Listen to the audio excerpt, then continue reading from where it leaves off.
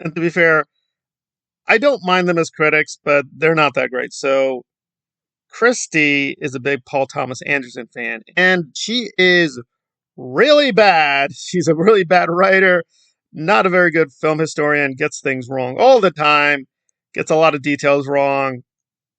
But there you go. She's the woke feminist and whatever. Yeah, the system is corrupt. I will say Alanzo is pretty explicit with his politics too. He's very pro-gay, very into queer cinema. He is queer. He identifies as queer.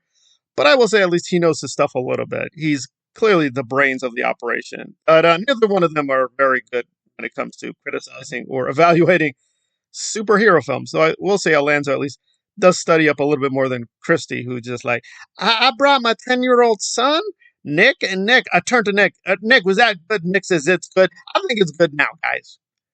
Rightio, but let's give them a chance. So what happened with Superman? What happened with the Man of Supar? Loved it. I loved it. I loved it, and it's like the purest distillation of all things James Gunn.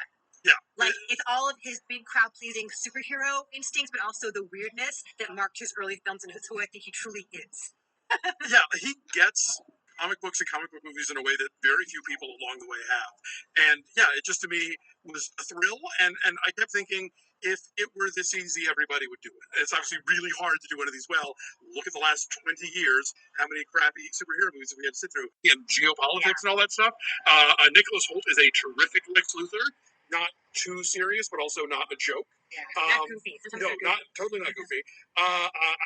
David Cornsweet nails it. Perfect Superman. He and Rachel Brosnahan. Mrs. Maisel. Thank you. Rachel Brosnahan have terrific chemistry. She's charming. This is some of the best introduction of new superheroes I've seen in one of these movies in a while. Flash nightmares, but like this one introduces people from various corners of the DC universe in a way that's really cool, that I geeked out about a little, but it didn't clobber you over the head with them if you aren't a lifelong comics reader.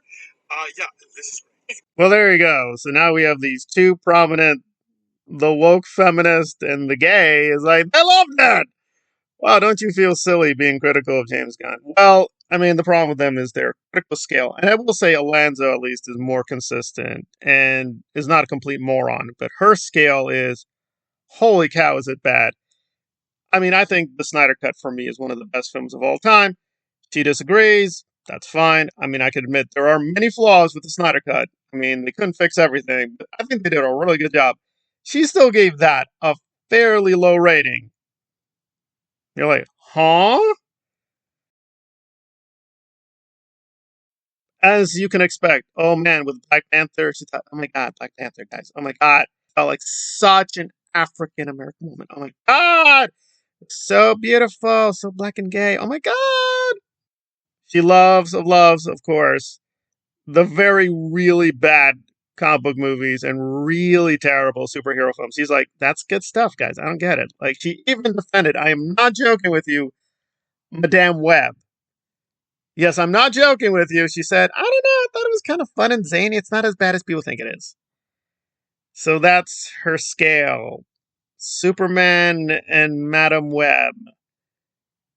Right. I'm a little more surprised with Alanzo that he's like, and I'm getting that a lot. The people who really love this film loved Crypto. So I cut him off at the end. He loved Crypto. Right. Okay. Alrighty then. Yeah.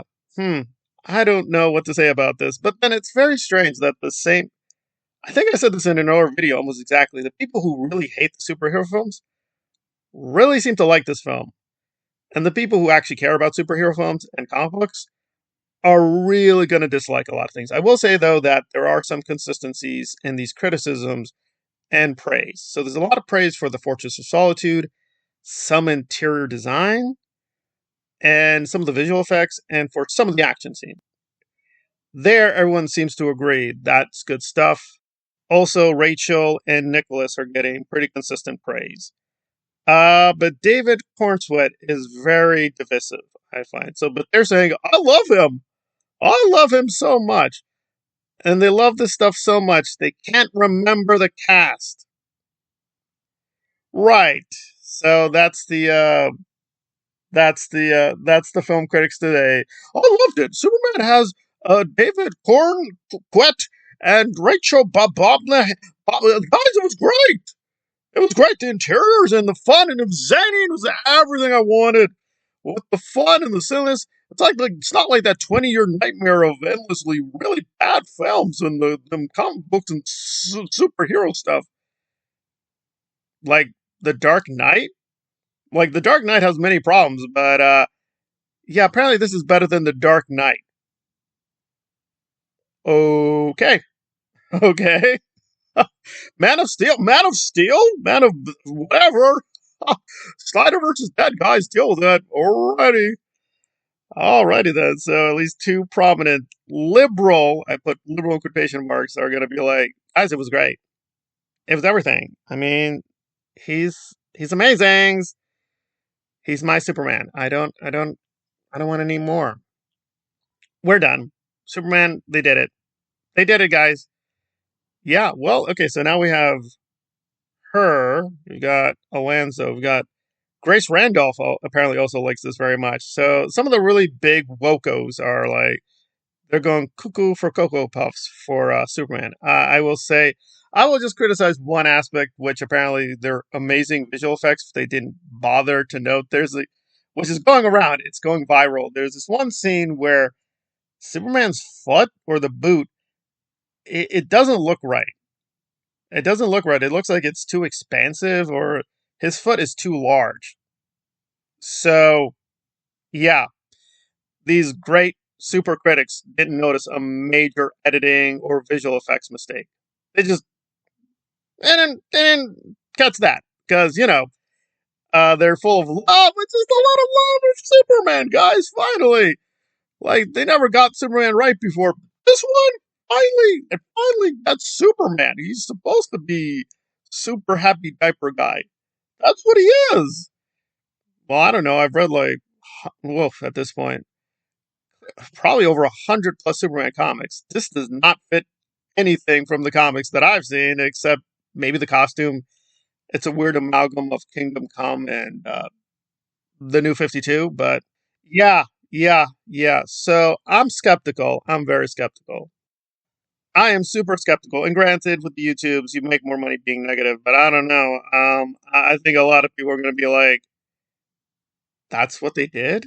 That's what they did? Okay. Yeah, so get ready for Superman and the Crypto Dog, because Crypto's a co-star. A lot of Crypto. That's not a spoiler. Almost all the reviews are like, yeah, there's a lot of that dog. I will have to admit, the dog don't work for me. So, yeah, I'm probably gonna have a really hard time with this. But hey, it's early. These are not the full reviews. They can only say, all I can say, guys, is I loved it. All I can say is I loved it. I love it. Oh my god. Oh my god. I'm such a woke feminist. Oh my god. I love it. Oh my god. Oh my god. No more. Stop it with that Snyder serious tone, dark Nolan Snyder. No more. Finally liberated. Yes. Finally. Woohoo. You go, girl. You go, girl. You go girl. You go. Go away now. Bye.